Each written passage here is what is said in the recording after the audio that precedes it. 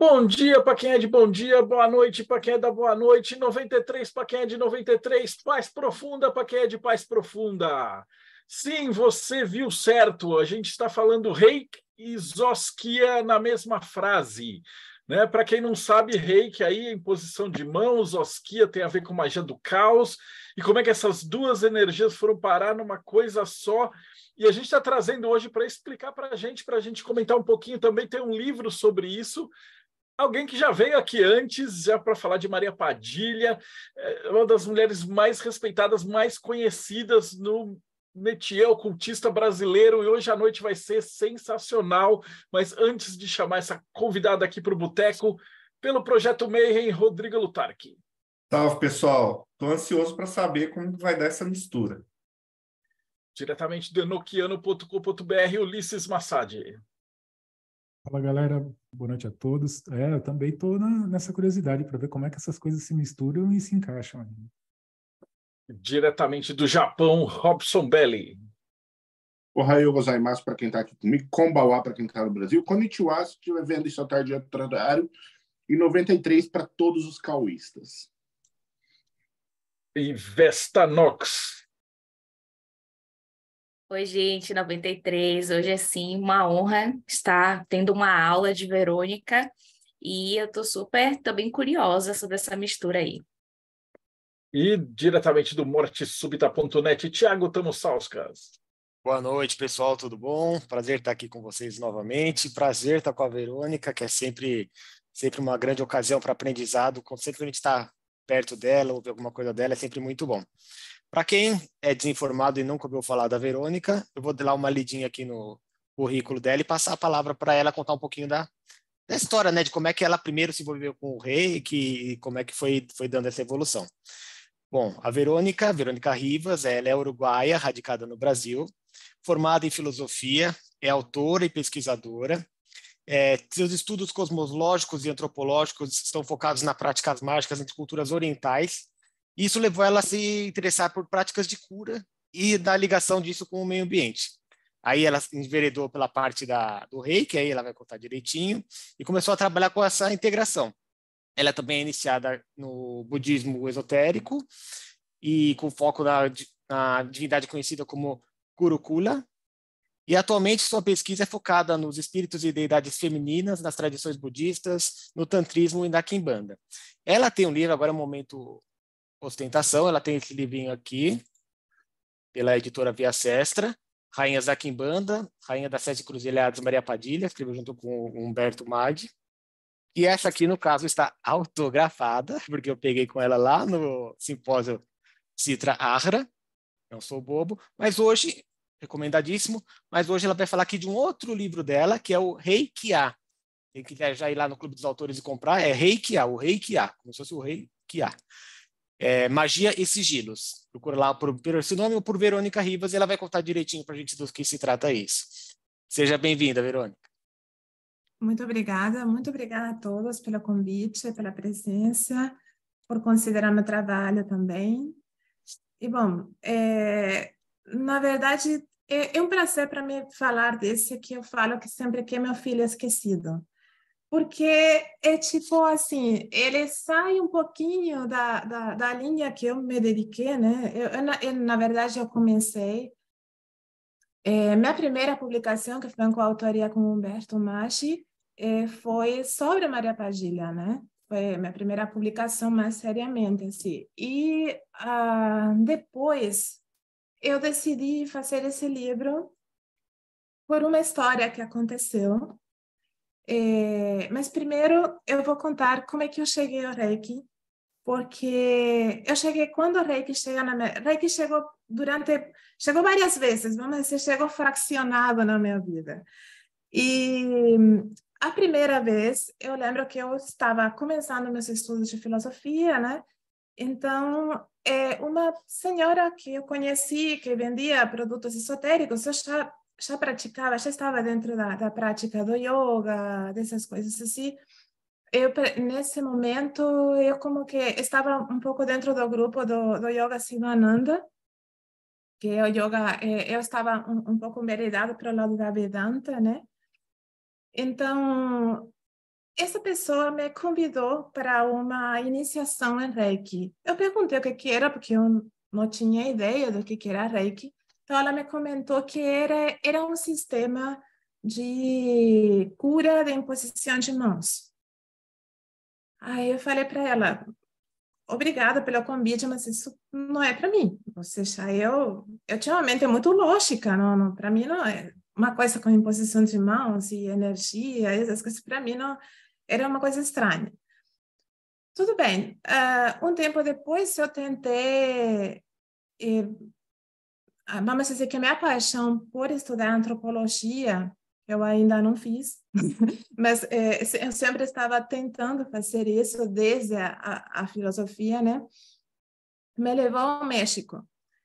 Não foi uma experiência muito bem sucedida para mim, as coisas não deram certo, eu voltei para minha casa, para a casa dos meus pais, na verdade, sem um tostão, a recomeçar de novo, a ver se eu conseguia horas de aula para dar de novo no ensino médio, e essas coisas, foi um novo começo para mim. Então, dentro dessa viagem, eu conheci uma pessoa que trabalhava com um sistema que chamavam de tensegridade, não sei se estou pronunciando bem em português, que era aquele sistema bastante divulgado por Carlos Castaneda. E ele era mestre de Reiki. Então, ele me convidou para me ensinar Reiki. E eu falei que não, que obrigada, que não, isso não era para mim, que eu era uma pessoa que eu era de filosofia, ou seja, eu respeitava o que ele estava me contando sobre Reiki, mas que não. Então, ele pegou minhas mãos e ele falou que eu ia ser reikiana. Eu continuei, obrigada, acabou. Daí, as voltas à vida, eu acabei vindo, conheci Humberto, acabei chegando no Brasil, tive meu filho, e quando eu voltei com meu filho bebê para o Uruguai, ele estava com uns 6 meses, eu vi um anúncio sobre um curso de Reiki em Montevidéu, com uma mestra que ela era sul-africana. Eu senti alguma coisa que não sei explicar, mas eu tive certeza que eu tinha que estar ali. Nesse momento, eu nem questionei nada. Eu simplesmente perguntei para minha mãe se ela ficava com meu filho, que era a primeira vez que ele ia ficar sozinho, pequeno, né? Que eu ia me afastar dele. Ela ficou e eu fiz meu primeiro nível de Reiki. No momento, eu fiquei com os joelhos bastante ruins depois da gravidez, ao ponto que eu não conseguia fazer certas posturas de yoga, era difícil, doía muito para sentar, doía. E a minha mestra de Reiki, ela me falou, aproveita a prática que você tem que fazer durante esses 21 dias depois da iniciação no nível 1 e foca nos joelhos. E isso é uma coisa que às vezes as pessoas não acreditam quando eu falo, mas eu, sem tomar nenhuma medicação, em uma semana, meus joelhos estavam 100%. Então, eu tive a certeza de que a Reiki tinha algo importante para me falar na vida, para minha vida, para o meu desenvolvimento, para o meu caminho. Já também eu tinha mudado algumas coisas para essa época. Eu me iniciei no budismo Vajrayana antes de ir morar no Brasil, antes de conhecer Humberto também. Então, e dentro das pessoas que estavam no grupo do budismo, já tinha muitas pessoas que falavam de Reiki. Então, acho que quando comecei a transitar pelo budismo, mesmo que ele era uma prática que na escola que eu me iniciei, que é a escola Nyingmapa, que chamam de escola antiga do budismo Vajrayana, uma escola muito científica, ou seja, não é uma coisa tão, vamos dizer, miraculosa como às vezes aparece, como eu considero que às vezes a Soka Gakkai, por exemplo, foca muito, aconteceu esse milagre na minha vida porque eu estava praticando, fazendo isso ou aquilo, né? Então, daí eu comecei e eu fiz todos os meus níveis e a minha mestre de Reiki, ela já estava indo embora para Sudáfrica, então no ano seguinte que eu voltei, eu continuei fazendo e foi com ela mesma, antes de ir embora do Uruguai, que eu fiz o último nível, que é o mestrado, né? A mestria, acho que se diz em português, né? Então, foi assim, daí, Reiki sempre foi algo muito importante e eu comecei a ver que quando eu ia fazer uma prática, por exemplo, uma prática meditativa, se eu trabalhava com Reiki antes, e aquilo mudava, a experiência era mais profunda.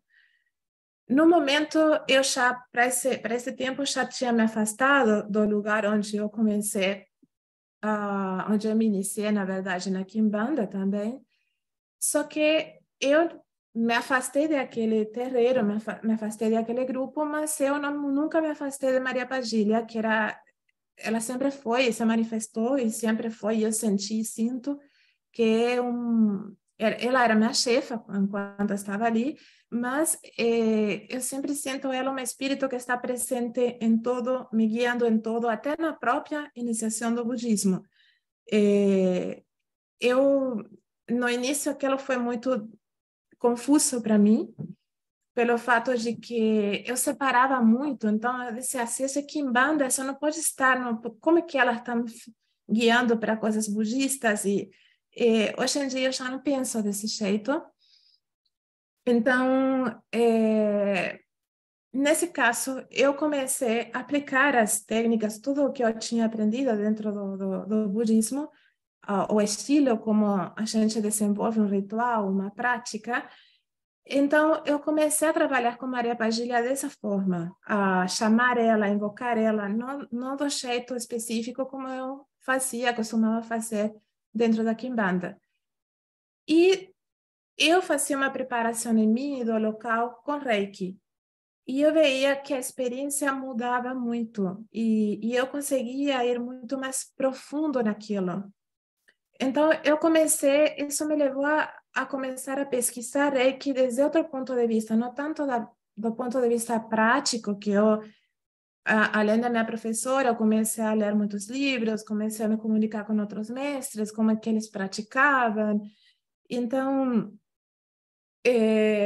eu comecei a estudar as origens do Reiki, ou seja, quem era Mikao Usui. Porque eu precisava entender por que aquela prática, que para alguns era simplesmente uma imposição de mãos para se libertar do estresse, para harmonizar um estado X, assim, de estar como algumas pessoas consideram, estou muito ansioso, então eu recebo a Reiki e fico harmonizado. Sim, isso acontece, mas eu queria entender por que isso acontecia. Então, quando eu comecei a pesquisar mais profundamente a história da Mikao Usui, eu comecei a querer ver o que rodeava Mikao Usui. Então, é de novo, a pessoa de filosofia que gosta da antropologia precisava entender historicamente quem foi Mikao Usui, o que ele fazia, em que acreditava Mikao Usui. Então, porque eu sempre soube que, sobretudo a parte que o Japão sempre foi uma terra muito rica em termos de mitologia, em termos de cosmologia.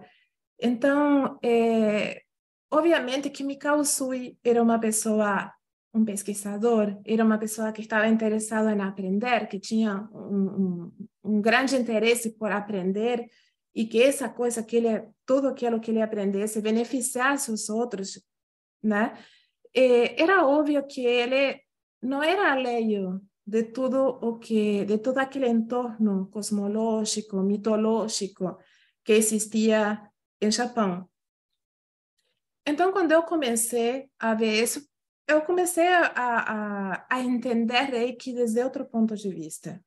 Não somente de um ponto de vista de, são as posições das mãos assim, para fazer isso, para fazer aquilo, são os 5 princípios. Então, quando comecei a atender pessoas com Reiki, que eu comecei a fazer atendimentos no Rio de Janeiro. Depois eu parei aqui, desde que estou morando aqui, eu não estou fazendo eles, né? Não estou me dedicando, estou me dedicando mais à pesquisa, na verdade, de Reiki. Mas eu comecei a perceber que aquele entendimento de você entender como era aquele entorno de Mikao Usui, o fato de você abrir sua mente e entender e conhecer outras realidades também, outros caminhos espirituais, outras realidades espirituais, dá uma profundidade na prática em relação a teu cliente que eu acho que quando você se abstém daquilo, que muita gente, por exemplo, eu já ouvi muitos que falam, eu não preciso saber disso, eu sou iniciado, eu só preciso saber das posições das mãos e que a Reiki flui. Então, eu acredito, pela minha experiência, de que isso dá outro rosto para a tua prática, né? Ele aporta ferramentas muito importantes para na prática mesmo com quando a pessoa está fazendo atendimentos através do Reiki. Mas esse livro concretamente, não sei se alguém quer fazer uma pergunta. Eu vou aproveitar que você deu uma paradinha para justamente pedir para você explorar um pouquinho melhor. Você falou para a gente falar, entender, né, quem foi o Mikao Usui, assim fala o nome dele? Uhum. Desculpa se eu errei, mas de quando que ele é, por exemplo? Do que ele acreditava? Se você pudesse explicar um pouquinho melhor para a gente, para quem é mais ignorante, assim, igual eu, que não sabe nada de Reiki? Bom, Mikao Usui, inicialmente, ele era praticante do budismo Tendai.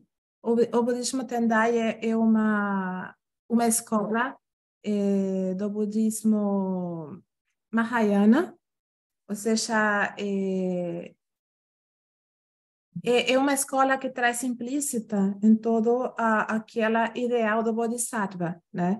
A escola Mahayana, ela é uma escola que se diferencia do Hinayana, ou do budismo Theravada, no fato de que os Mahayana acreditam que aquele que chega a determinada realização espiritual deve parar ali e ficar para ensinar os outros até que todos os seres tenham se libertado do samsara.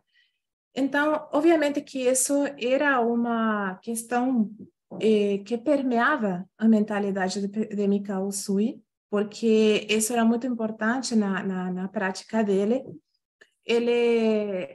Mikao Usui provenia de uma família que tinha uma boa situação financeira, mas que em determinado momento ele perdeu esse status. Ele passou por determinadas dificuldades financeiras, até familiares. Mikao Usui conheceu o que é viver a morte de um filho, por exemplo. Então, existe uma história que diz que Reiki, que Mikao Usui, na verdade, recebeu Reiki como uma espécie de como uma revelação, né? É a história que mais a gente vai encontrar quando você faz uma pesquisa sobre a Reiki e vai dizer que geralmente que ele subiu naquele monte, no Monte Kurama, que eles falam, e que ele sentou lá fazer Sheshum e meditar muito, até que em certo momento o sistema Reiki foi revelado para ele. Isso eu coloco isso aqui no livro, está essa história, está o memorial e essas coisas todas, o que diz o memorial de Mikao Usui. Só que, para mim, a forma em que Mikao Usui recebeu esse sistema tem mais a ver com uma pesquisa que ele fez, porque existem evidências também de que na época em que Mikao Usui desenvolve e apresenta o sistema Reiki, tinham começado a aparecer várias outras, digamos que escolas espirituais ou caminhos espirituais que tinham similitude com Reiki. Por exemplo, o Morihei Tanaka, ele tinha desenvolvido um sistema, isso um pouco antes do Mikao Usui, desenvolvido um sistema chamado Reishi, onde ele faz toda uma apresentação de como funciona essa forma de canalizar energia e tudo isso. E, pelo visto, pelas similitudes que existem, é muito provável que, sabendo que Mikao Usui estava interessado em saber essas coisas que apareciam, que ele tinha essa mentalidade, é muito provável que ele tenha conhecido esse sistema de Tanaka e que, de certa forma, ele tenha se inspirado nisso. Ulisses? A pergunta era exatamente nessa mesma linha. Eu ia falar a respeito do Jorei, que também é uma cura por imposição de mão, se tem alguma relação, se isso está dentro da mesma época, mais ou menos, de quando surgiu ou não, que eu desconheço. Chorei, e tem outra similar que agora agora me esqueci do nome, mas essa história toda está também aqui no Arte livro. Mahikari. Como? Arte Mahikari. Sim, mas junto com Chorei tinha um que surgiu, acho que um pouquinho antes, que acho que o fundador de Chorei, ele brigou com aquele outro, então ele fundou Chorei, que tinha muito essa coisa assim. Aí eles se criticavam entre eles e assim, nesse contexto também existia esses tipos de atritos, né? Tudo E normal, né? ele... Sempre assim. Sim, a gente não muda, né? Aí, o Shorei também é um sistema parecido ao sistema de Reiki. De fato, eu experimentei Shorei também, porque quando eu conheci esse sistema de Shorei, eu falei, putz, eu tenho que ir a ver como é que acontece, o que acontece. Então, coincidia que aqui na cidade que eu estou morando, tinha umas pessoas que praticavam Shorei. Então, eu fui, e realmente, simplesmente sentei, eu não sabia nada, eu falei assim, não vou pesquisar a profundidade o que chorei, o que queria. Eu sabia que era um sistema assim, de energia que parecia com Reiki, então eu não quis para ir e ver, sentir eu mesmo o que acontecia. E realmente é outro sistema muito bacana que funciona, só que ele tem uma dinâmica bastante diferente de Reiki, né? Porque Shorei tem um conteúdo mais religioso, vamos dizer, né? Eles se reúnem, tem como uma espécie de uma igreja também, e eu fui convidada para receber a iniciação, né? Quando eles te iniciam para canalizar Shorei, eles te dão uma espécie de amuleto que você tem que usar. Orikari. Isso. Aí você tem que usar escondido, que as outras pessoas não vejam, etc.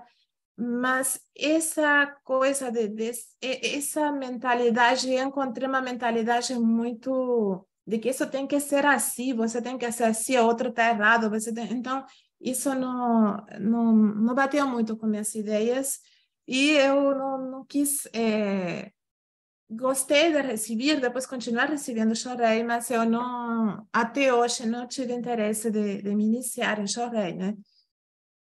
Mas, no caso, nessa época, é curioso, existem alguns pesquisadores, porque o que acontece? Quando eu comecei a fazer a pesquisa sobre Reiki, geralmente nós conhecemos os livros que circulam mais, geralmente os de William Lee Ram, que foi também quem canalizou o sistema de Reiki Karuna, porque existem outros sistemas de Reiki, depois apareceram outros sistemas de Reiki. Eu, particularmente, nunca tive intenção de... Só fui uma vez porque me interessei em saber sobre o Reiki xamânico e, para ser sincera, não gostei.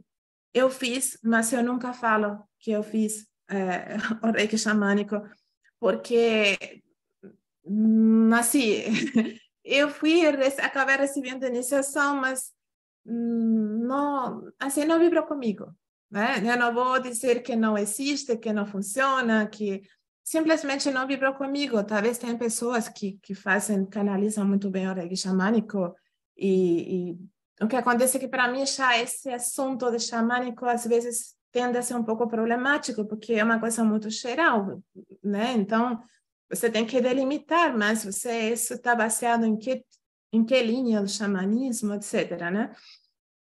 Mas, no caso, começaram a aparecer vários sistemas de Reiki depois do sistema de Usui, né? Por exemplo, o Theramai, Reiki Karuna, que foi o William Lerand. Então, por exemplo, 2 mestres de Reiki você vai ter, por exemplo, dos grandes mestres, Frank Arshava Peter, que ele fez, porque existe uma diferenciação entre o Reiki Usui tradicional, que foi o Reiki divulgado aqui no Ocidente pela senhora Takata, que ela fez algumas modificações no que era o Reiki original, e existe o que eles diferenciam como Reiki japonês. Frank Arshava, ele mancha dos dois, né? Então, ele é um grande mestre, foi e é uma grande referência para mim. Só que eu encontrei outros pesquisadores que, desde o ponto de vista acadêmico, eles começaram a pesquisar Reiki, sobretudo Reiki dentro dessa confluência de sistemas, vamos dizer, energéticos ou mágicos que surgiram mais ou menos todos na mesma época, né? Então, a partir desses pesquisadores, eu comecei a ver que não era necessário, ou seja, para mim foi uma confirmação de que não era necessário acreditar em uma fonte miraculosa de Reiki. Não está nada errado em acreditar assim. Então, assim, mas não é necessário. Então, por isso que eu falo que Reiki é para uma pessoa, tanto aquele que acredita em milagres e que precisa sentir que o milagre acontece, quanto para aquele que é mais com uma mente mais lógica, que não se sente um pouco incomodado com esse assunto dos milagres. Então, pode ver esse surgimento de Reiki dessa forma, né? Vamos dizer, como um sistema no qual Mikao Usui ele foi aprendendo técnicas que foi formando como se você fosse pegando peças de um passo e no momento a quebra-cabeça ficou completo. Então, assim, o sistema Reiki surgiu. Eu, aqui no livro também, eu mostro essa parte, vamos dizer, essa parte mais mística de Mikao Usui subindo ao monte, recebendo aquilo como uma revelação, que para mim, esse assunto da revelação, eu acho que isso talvez seja uma história que foi mais conveniente quando a Reiki veio ao Ocidente, né? Porque a senhora Takata, ela fez muitas modificações, mesmo como cobrava uns valores absurdos para iniciar uma maestria. Só que existe um porquê de tudo isso, e é que ela traz Reiki aqui num período de entreguerras, né? Então, esse é um período muito convulsionado aqui nos Estados Unidos. Então, não era uma sociedade que ia ser ávida de receber uma técnica 100% japonesa, 100% com todas aquelas características. Nós vamos ver que, por exemplo, várias das técnicas que apareceram nesse momento, com isso junto o budismo, outras, todos foram, de certa forma, cristianizados. Porque a pessoa precisava entender, ou a sociedade da época precisava entender aquilo e, vamos dizer, nós gostemos ou não, sejamos cristãos ou não, praticantes, o que for, mas não podemos negar que nós respiramos cristianismo desde que nascemos. A nossa sociedade, a nossa cultura é uma cultura essencialmente cristã. Então, uma coisa que nós vamos a perceber bem claro quando nós vamos a uma cultura que não é. Então, nós aí sentimos quanto estamos moldeados pelo cristianismo e como muitas vezes tendemos a interpretar outros caminhos espirituais, como pode ser o hinduísmo, o budismo, o taoísmo, até mesmo o reiki, como dentro desses parâmetros que nós temos, dentro dessas categorias, né? Então, no caso, eu achei interessante colocar essas duas perspectivas para a pessoa analisar e ver qual é a que acha que se dá melhor para eles entender o que é Reiki, né? Então,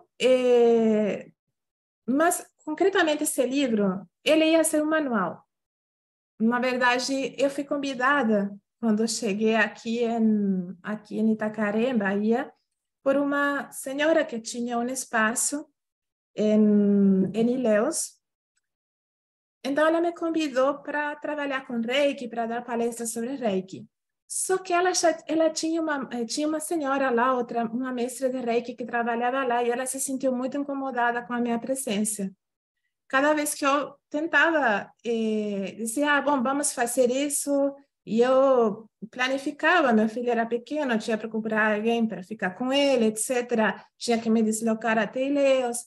Então, cada vez que eu fazia isso, essa pessoa colocava um curso de Reiki e depois ela começou a falar de que ela se sentia incomodada porque pelo fato de eu ser estrangeira, as pessoas iam achar que eu era melhor que ela e ela ia ficar sem clientes. Então, eu falei assim que eu não queria incomodar a ninguém e eu falei, eu quero me desvincular totalmente, eu não quero meu nome vinculado aqui, porque eu não tenho um lugar no teu espaço, que foi o que eu falei para a dona, né? Então, um dia sentei e vi esse manual que tinha começado, porque minha ideia era começar com umas palestras e depois criar um manual para começar a fazer os cursos. Eu falei assim, eu vou escrever um livro de Reiki. Se uma pessoa, só uma, ler meu livro, eu estou satisfeita. Então, foi minha primeira, assim, aí eu comecei a escrever o livro de Reiki. Só que no meio que eu comecei a escrever, e tendo Humberto Machi do lado, que pratica todos esses sistemas de magia, que eu nunca pratiquei, assim, eu nunca não conhecia, só fui conhecer com ele, né? Eu comecei a fazer associações, comecei a ter esses outros interesses sobretudo, me chamou muito a atenção a filosofia de Speer. Então, porque em Reiki tem uma importância muito grande os símbolos. Mas Reiki, basicamente, a palavra Reiki, basicamente, ela simplesmente está falando de energia universal. Então, de uma energia que tudo permeia, que forma parte de tudo, e que o Mikao Usui diz que através de uma iniciação e através não somente das mãos, mas inicialmente das mãos, você é capaz de canalizar essa energia hacia qualquer outro ser vivo, seja uma planta, um animal, uma pessoa, né? Então, inicialmente, quando eu falo inicialmente pelas mãos, é porque Reiki não se canaliza somente com as mãos. Reiki, a ideia de Mikao Usui era que a pessoa praticasse tanto que no momento ela começasse a saber, a poder, vamos dizer, canalizar Reiki através do olhar, até através do hálito, né? Então, ele dizia que uma pessoa que é um praticante comprometido de Reiki, se alguém toca nele, ele já recebe o benefício de Reiki. Então, e que para ser reikiano tem o requisito de passar por uma iniciação. Que nessa iniciação, basicamente, vamos dizer, se abrem, como se diz, né? se abrem os canais através dos símbolos e daí a pessoa se prepara para receber, para canalizar Reiki. Porque que acontece? Em Reiki você não está canalizando a tua energia, você só está sendo um médium, um canal, né? Da energia, vamos dizer, da energia universal que está passando através de você. Então, por isso que um praticante de Reiki não deveria ficar cansado ou ficar muito menos esgotado ou muito mexido quando está trabalhando com outra pessoa. Porque está mostrando que talvez não está canalizando como deveria o Reiki, né? E está talvez usando sua própria energia, o qual não é muito legal. Porque nós sabemos que quando nós mesmos usamos nossa própria energia para fazer certas coisas, muitas vezes nós não somos uma máquina geradora de energia, nós não vivimos em um ambiente onde constantemente podamos estar renovando e recarregando nossas energias, né? Que mora no apartamento, que mora em cidades enormes, nós sabemos que constantemente estamos sendo sugados energeticamente por vários fatores, que nem pela alimentação nós recebemos uma boa fonte de energia. Então, por isso que eu acho interessante Reiki para trabalhar junto com outros sistemas mágicos, porque permite ao praticante poder energizar ou poder dar, vamos dizer, outro empoderamento, talvez, não sei se seria essa a palavra, aos rituais, mas não usando sua própria energia, e sim protegendo sua própria energia, né? Sim canalizando uma energia que não está... Nós não temos uma energia 100% limpa ou 100% livre de certas, vamos dizer que toxinas, talvez, né? Mas a energia universal que é Reiki, que se pode canalizar com Reiki, mesmo se nós estivéssemos num momento não tão legal das nossas vidas, isso não atrapalharia a energia que podemos canalizar, que pode ser canalizada. Então, quando fui criando fui pesquisando sobre isso e escrevendo meu livro, eu comecei a ver esse aspecto, foi ali que eu comecei a pesquisar da magia cerimonial. E eu veio Humberto praticar e falar e escrever e essas coisas todas. Então, a gente conversava bastante e aí que eu fui a começar a ler, por exemplo, Agripa, todos esses aí, para tentar ver o que eu podia ver em relação a Reiki. E encontrei algumas coisas muito interessantes, por exemplo, em relação à criação simbólica. Já que a Reiki tem símbolos que eles, supostamente, segundo se conta a história, não estiveram desde o início de Reiki com símbolos. Existem fontes que dizem que Mikao Usui, no início, era só canalizar Reiki, não tinha posturas fixas, não tinha símbolos, só que ele viu na prática que existiam pessoas que para eles era até natural fazer isso, mas tinha outros que tinham o potencial, mas era difícil para eles fazer daquela forma. Então, ele foi modificando o seu sistema. Essa é uma das teorias que estão ali, né? Então, daí começaram a aparecer os símbolos que, na verdade, a maioria deles não são símbolos exclusivos da Reiki, são muitos que estão associados também ao budismo Tendai, alguns têm algumas grafias chinesas e que às vezes eram encontrados em alguns templos, e alguns símbolos que foram adicionados depois e que formaram parte e que hoje em dia são ensinados no sistema, né? No sistema Reiki. Agora, não sei se alguém quer fazer uma pergunta. Eu acho que é o que você vai falar agora, né? Que eu tô curioso para ver como é que você fez essa integração com a filosofia do Sper.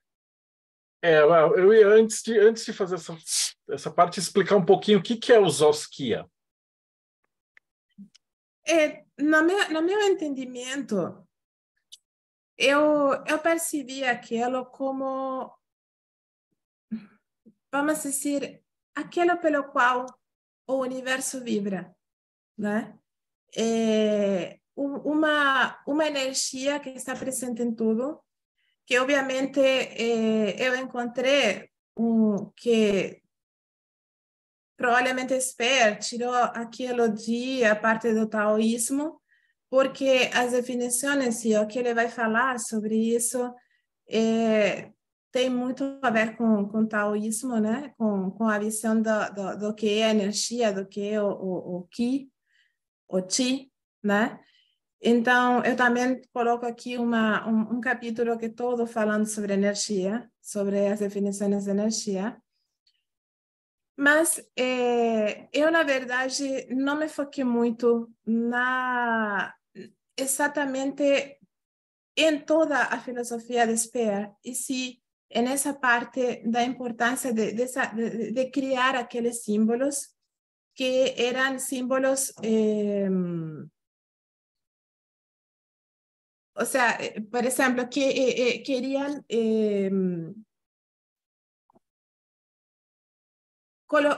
como ele falava, por exemplo, ele dizia um desejo. Então, por exemplo, eu quero ter como exemplo que ele dá a força de um tiro ou alguma coisa assim.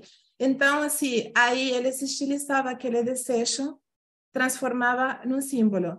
Então, para mim isso foi muito interessante, porque tendo essa imagem de que, vamos dizer, segundo Speer, o universo existia uma energia que todo permeava e que nós, através da consciência, podíamos criar, ou seja, nós podíamos mandar mensagens àquelas partes da nossa mente que nós não acessamos conscientemente, né? E através dos símbolos, eu fui pesquisar também sobre essa realidade simbólica de que sim, o homem, né, nós podemos nos definir como seres simbólicos por excelência, nós entendemos nosso mundo, nosso redor através de símbolos. Então, isso fazia sentido. Então, eu peguei esse aspecto e peguei algumas informações também de Agripa e comecei a testar na minha prática de criar, só que em vez de expressar um desejo, era alguma, por exemplo, algo que você queria lograr nesse atendimento, por exemplo, fosse com um cliente ou fosse com você mesmo. Então, era para mim esse sistema de sigilos, de criar sigilos, da mesma forma que esses sigilos podiam, como eu vi, que da mesma forma que esses sigilos podiam representar um ser, uma divindade, um daimon, né? Da mesma forma, eles podiam representar algo que você precisasse nesse momento em relação a, por exemplo, ao equilíbrio energético. Então, vamos supor que você queria melhorar um certo distúrbio, por exemplo, algum problema de saúde X. Então, você pode criar, eu comecei a testar de criar um símbolo usando a técnica de Speer e empoderar esse símbolo através de Reiki, ou trabalhar esse símbolo em mim mesma ou na pessoa que eu estou dirigindo isso, e isso fazia com que a energia Reiki ela pudesse se concentrar muito mais nesse ponto bem específico.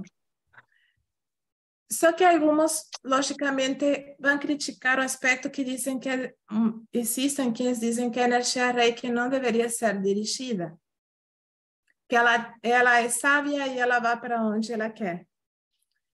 Só que eu não estou falando, nesse caso, exatamente de dirigir a energia mesmo, estou falando de condensar ela de uma forma, porque para mim o sigilo, da forma que eu entendi, vamos dizer, o que Speer, o que Speer falou para a gente sobre esse assunto, é que o sigilo é uma forma de condensar a energia de uma forma muito específica. Então, por exemplo, numa prática mágica, qualquer prática mágica, acredito que eu não conheço todos os sistemas mágicos que existem. Por exemplo, eu nunca fui iniciada em ordens assim, ao estilo de OTO ou de Rosa Cruz, esse tipo de ordens. Então, eu não conheço as práticas internas que elas têm. Só que, por exemplo, da OTO, eu tenho amigas que são de lojas da OTO dos Estados Unidos, que elas, às vezes, mais ou menos o que elas podem mostrar, né? Elas mostram mais ou menos como é que é a vibração dos rituais delas, então eu consigo mais ou menos entender, né? E, no caso, toda prática mágica é que você está querendo direcionar a energia, dirigir a energia a algo específico. Então, no caso do sigilo, eu acho que facilita muito, porque ele está condensando aquilo de uma forma muito específica. Então, isso, para mim, eu considero que isso acelera um tratamento de Reiki, por exemplo. Isso poderia acelerar um tratamento de Reiki. Só que, assim, até agora, como eu ainda não ensinei meu sistema, da forma que eu trabalho a Reiki, usando sigilos, criando sigilos, por enquanto, a minha experiência, né? Eu escutei de algumas pessoas que, sim, eu orientei, que eles não leram o livro, porque o livro não está em inglês, e essas pessoas que elas, às vezes, sempre estão falando comigo e testando as experiências, e elas geralmente são dos Estados Unidos. Eu, mais ou menos, passei um passo a passo de como fazer, elas testaram e para eles funcionou. Mas, então, ou seja, eu tenho essa referência por algumas pessoas que elas me passaram, mais ou menos como que elas fizeram e o que sentiram, tudo isso que eu tento ir perguntar bastante para saber como é que aconteceu, mas eu não tenho experiência de ter ensinado esse sistema, eu pessoalmente, por exemplo, aqui no Brasil ou em algum outro lugar. Ulisses. É uma dúvida, Verônica. Por exemplo, eu não conheço praticamente nada de Reiki, mas eu cheguei lá no passado, muitos anos atrás, a aprender um pouquinho do Jorei, né? Eu lembro que, na época, né, quando eu passei por isso, a ideia do Jorei era você captar uma energia que vem do universo, vem de Deus, vem de alguma coisa acima de você, você canaliza aquilo e você transmite para a pessoa. Mas você não usa uma energia sua, é como se você servisse só de instrumento para aquela luz chegar até a pessoa. No caso da Zusquia, quando você faz um sigilo, para a energização desse sigilo, pelo que eu sei, você usa a sua própria energia. Quando você usa esse símbolo para passar isso para um paciente, você não está doando energia sua também? Como funciona isso? Essa é a minha dúvida. Assim, da forma que eu entendi, ou seja, esse símbolo, você cria esse símbolo, né? Mas esse símbolo, ele vai agir ou vai ser ativo quando você ativa ele. Ou seja, esse benefício ou aquilo que você quer, isso vai... Você não é suficiente você criar o símbolo. Você precisa ativar ele. Mesmo no sistema de Speer, né? Então, e ele fala de diferentes formas, por exemplo, a masturbação, a atingir o clímax, ou entrando num estado alterado de consciência, por exemplo, através da meditação, o qual às vezes não é muito fácil para as pessoas, né? Porque às vezes existem muitas dificuldades em você chegar a certos estados meditativos, né? Não é uma coisa muito fácil de atingir. Então, no caso, eu acho que o símbolo, da mesma forma que se você, sem símbolo, né? Você estaria canalizando o Reiki, você está ali. Então, você energeticamente está presente ali. Só que você está canalizando. E eu, quando falei que, hipoteticamente, talvez esqueci de usar essa palavra, hipoteticamente você não está, está somente canalizando a energia universal. Mas para ser totalmente honesta, eu acho que isso às vezes é uma conversa de alguns que praticam assim, dentro dos círculos de Reiki. Porque nós somos realidades energéticas, é impossível que eu possa canalizar algo que absolutamente nada de mim apareça ali, né? Que absolutamente nada de mim seja alterado. Então, eu sei que sim, você está canalizando, você não está usando a sua energia, mas você está ali presente e algo de você está ali, né? Não é que é zero, só que você não está usando como em outros. Eu, por exemplo, li na época alguns sistemas que se baseavam em conhecimentos egípcios, que também eu acredito que foram um pouco, já hoje em dia a egiptologia demonstrou que isso não era assim, mas que às vezes continua formando parte de algumas ordens iniciáticas, que onde eles supostamente havia posturas de mãos onde a pessoa estava passando energia para outra pessoa. Então, e nesse caso, sim, era a energia deles. Só que tanto em Reiki quanto em Shorei, tudo isso, eu acredito que, vamos dizer, se vamos falar de um 100%, um 99% você está canalizando energia, mas é impossível que exista um 1% no qual você está presente ali. Então, os mesmos mestres de Reiki, que às vezes, foi uma discussão que eu tive com um, que eu não briguei, mas, tipo, a gente começou a falar essas coisas assim, porque ele disse, porque você às vezes pode sentir, por exemplo, quando a outra pessoa está com raiva, você pode ficar com raiva. Eu falei, puxa, mas se não estamos nada, é só 100% energia Reiki. Por que eu posso ficar com aquela... E isso, você vai ver que a maioria dos mestres de Reiki que escrevem, eles vão falar que, às vezes, você pode sentir até dores. Ou pode sentir, por exemplo, um deles me falou, porque eu posso sentir o que aquela pessoa viveu, o que aquela pessoa viu. Então, eu falei, isso não seria chamar um fenômeno mediúnico, mas...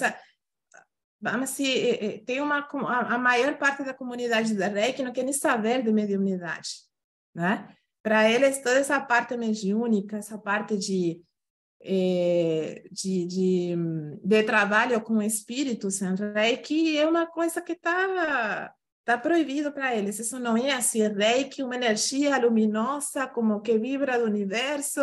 Então, é uma coisa 100% para eles. Como algumas pessoas falam, 100% namastê. E, por exemplo, eu fui removida de alguns círculos de Reiki pela minha associação com a Kimbanda, porque para eles eu estava escurecendo o Reiki. E para mim a energia Reiki, ela não tem uma cor, ela não é clara, ela não é, ou seja, se você entende como é, por isso que eu falo a importância de entender o entorno de Mikao Usui. Porque quando você pensa em termos de energia, desde o ponto de vista da cultura chinesa, da cultura japonesa, que é herdeira nesse aspecto, nas considerações de energia da cultura chinesa, nós vamos ver que a energia ela não tem uma cor, ela não tem uma característica. Então, eu não posso falar de uma energia escura, de uma energia branca. Essas são coisas, são invenções que depois as pessoas colocaram por misturar o que eu acredito seja com o cristianismo, né? Então, as pessoas fizeram essa separação. Se você...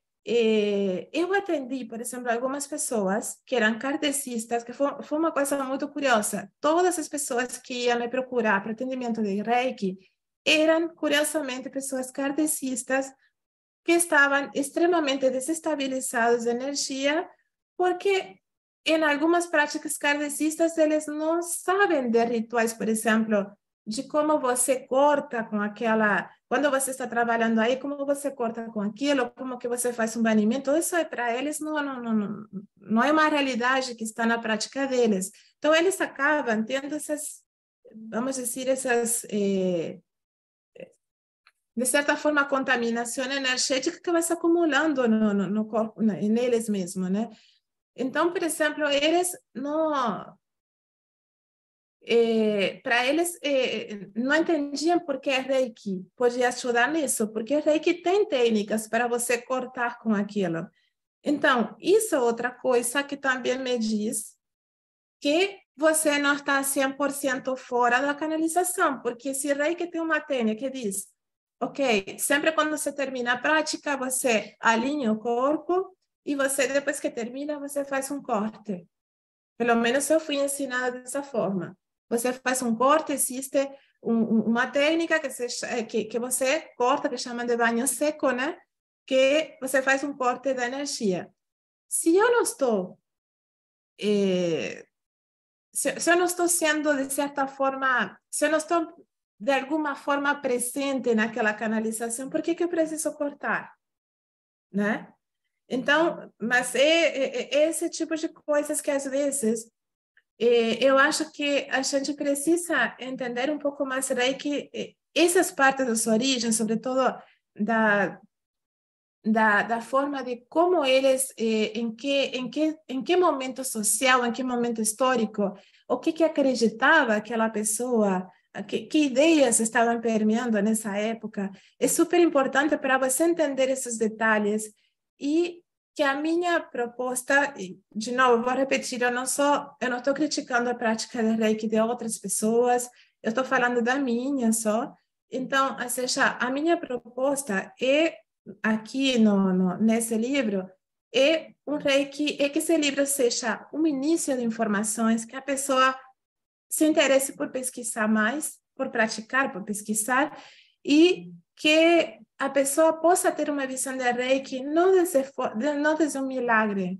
Eu acho que nós, na espiritualidade, nas práticas mágicas, não precisamos de milagres, não precisamos de experiência, de experimentar, de fazer, né? De estar presente naquilo, não como uma coisa, estou esperando aqui que Reiki resolva a minha vida, né? Tiago, você queria falar alguma coisa? Sou eu, Rodrigo. Ah, desculpa, que eu via o Tiago primeiro com a mãozinha. Rodrigo, por favor. Assim, você já falou tudo que eu ia perguntar aqui, mas vou chover no molhado, mas é porque eu concordo com você. Pelo que eu estudei do Reiki,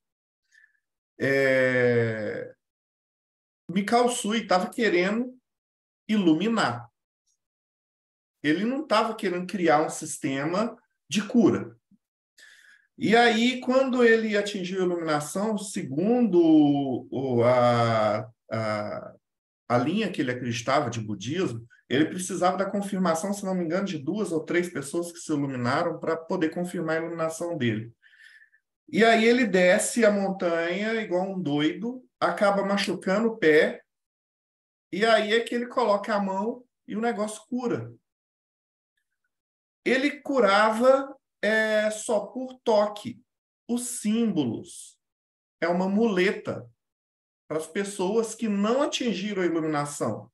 Então, em teoria, se você cria um outro símbolo e você canaliza a energia ali, você está carregando aquele símbolo. É possível, sim. Pelo menos foi isso que eu entendi do que você disse.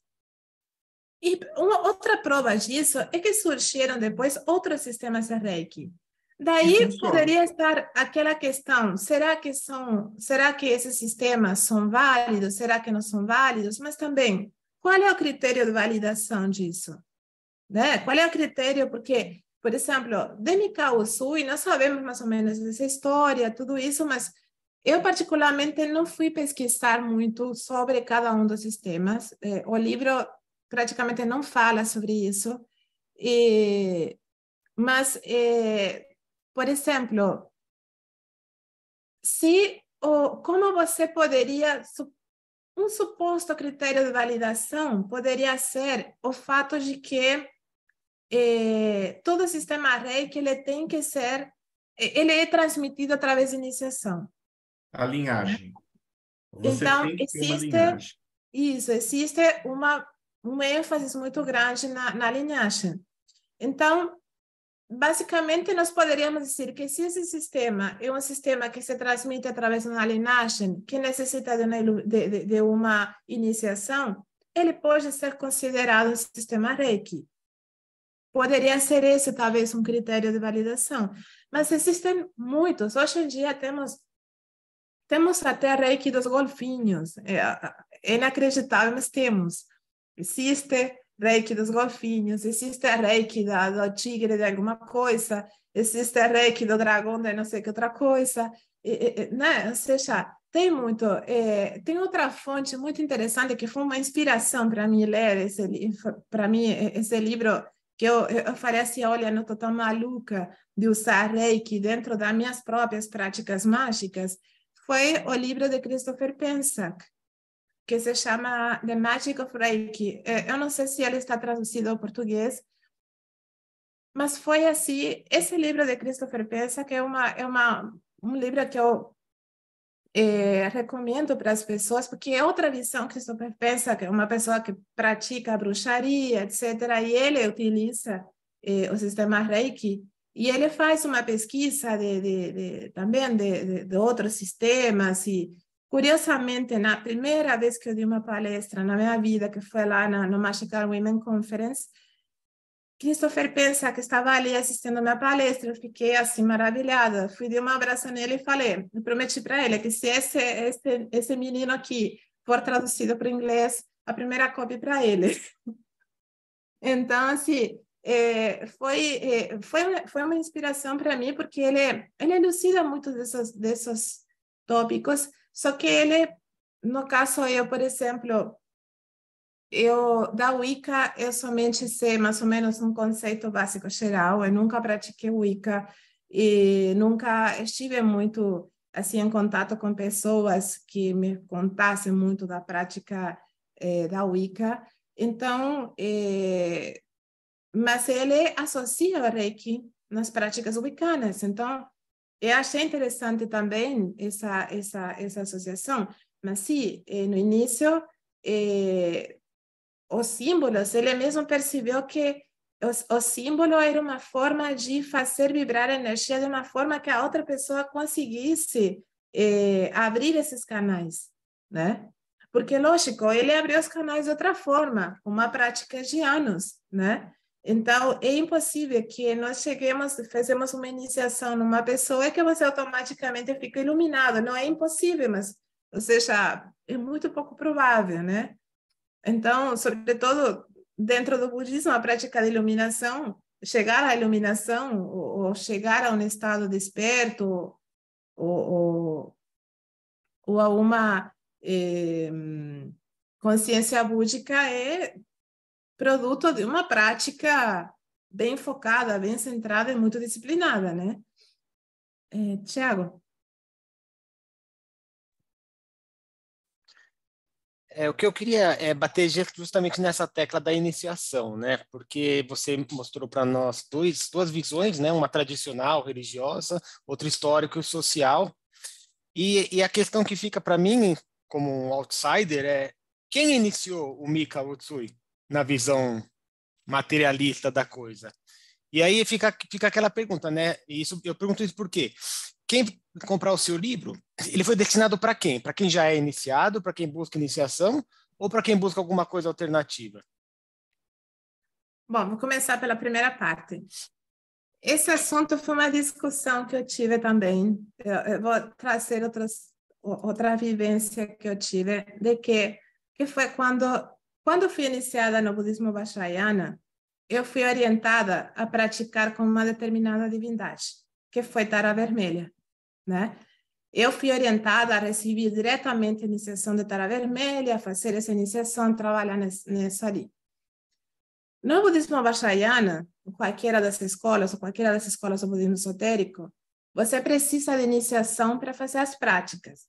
E sim, eu recebi essas iniciações para alguns tipos de prática. Eu recebi as iniciações de Vajrasattva, de Guru Yoga, tudo isso. Ok. Só que quando eu comecei a praticar, no momento eu parei tudo isso, e a própria Maria Padilha me apresentou uma energia nova, que depois eu descobri que foi Kurukula, que hoje em dia ela é a divindade que guia a minha vida, né? Só que assim, as pessoas começaram a dizer que eu não tinha direito a falar ou a escrever ou a desenvolver uma prática, que foi o que eu fiz no livro de Kurukula. Eu desenvolvi um devocional, uma prática, um passo a passo, tem uma série de preces que se aplicam em determinadas circunstâncias, etc. Porque eu não era iniciada. Então, minha pergunta foi, quem foi o primeiro iniciado? Aí, eles falaram, mas você não pode se comparar com Padmasambhava. Eu falei, isso está errado também, porque supostamente Padmasambhava teria sido o primeiro iniciado, né? E Guru Rinpoche, o iniciador da linhagem. Então, assim, porque se dentro da filosofia tântrica, do budismo tântrico, diz que entre eu e a divindade não existe nenhuma diferença. Ou seja, entre eu e o mestre não existe diferença. A única coisa que está fazendo aí, que está me colocando em outra posição, seria que eu me identifico com a parte mundana da mente, mas o budismo tântrico, a base de toda a prática, que você pode tecer um monte de coisas, de teorias ao redor, mas a base de tudo é que você não vai atingir a iluminação, você já é esse ser completo de tudo. Você não precisa nada que te complemente. Você só tem que se identificar com essa parte. Todas as práticas, elas são direcionadas a você se identificar, a você conseguir identificar qual é a verdadeira natureza da sua mente. Então, assim, nesse caso, nós poderíamos dizer o iniciador da linhagem foi Mikao Usui. E, supostamente, ele recebeu, seja por revelação, seja por iluminação, seja porque foi conjuntando as técnicas, e ele começou a passar aquilo e a ensinar pessoas o método. Eu, às vezes, tenho minhas dúvidas de se ele realmente fazia ênfase exatamente na iniciação em si mesma, ou que talvez possa ter sido porque ele era do budismo Mahayana, ou seja, ele era do budismo Tendai, uma escola Mahayana que também se baseia na linhagem, né?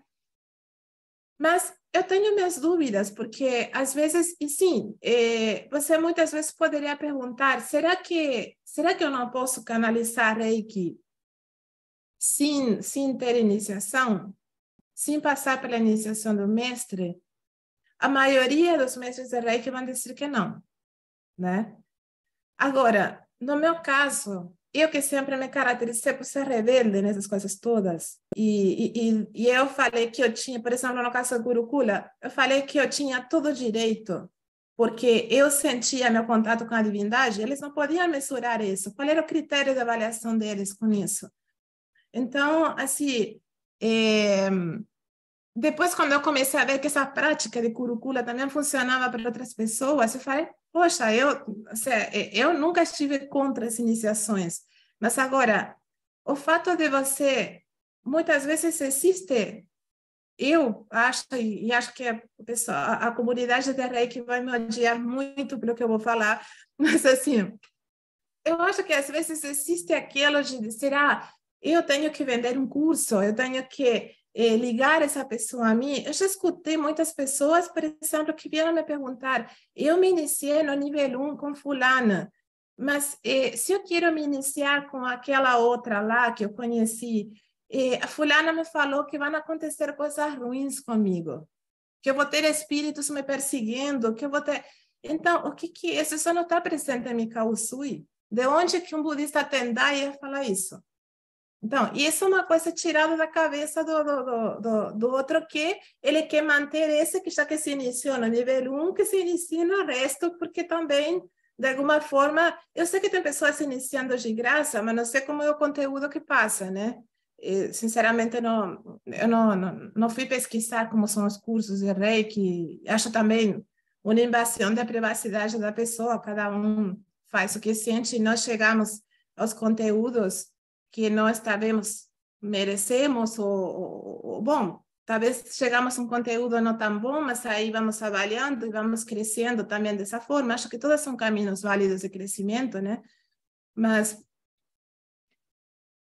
se eu, por exemplo, nesse livro, eu mostro práticas aqui que elas podem ser algumas realizadas, eu coloquei que podiam ser realizadas por pessoas que já tivessem alguma iniciação, mas tem outras práticas aqui que podem ser realizadas por qualquer pessoa. E eu acho que isso é uma coisa de você... Como eu não conheci Reiki antes, pela minha experiência, eu não sei... eu nunca tentei canalizar Reiki antes de ser iniciada, porque eu só comecei a fazer essa prática quando fui iniciada, né? Então, eu, pela experiência pessoal, não posso dizer se isso acontecia, como acontecia, se mudou alguma coisa. Agora, eu sim posso dizer que, em outras práticas, por exemplo, eu, em um momento, senti que eu queria receber a iniciação de Kurukula, e todas as coisas se deram para eu receber ela, porque para mim ia ser uma coisa que ia me acrescentar. E minha prática, para ser sincera, mudou. Mudou bastante porque eu acredito que ela aprofundou muito. Essa iniciação, ela teve um significado profundo para mim. Então, eu acho que, em alguns casos, tem pessoas que talvez são capazes de chegar a uma fonte de uma forma prática e por eles mesmos, por disciplina, porque já desenvolveram essa, mas não todo mundo tem, né? Besta se diz? Ou estou errada? Sim.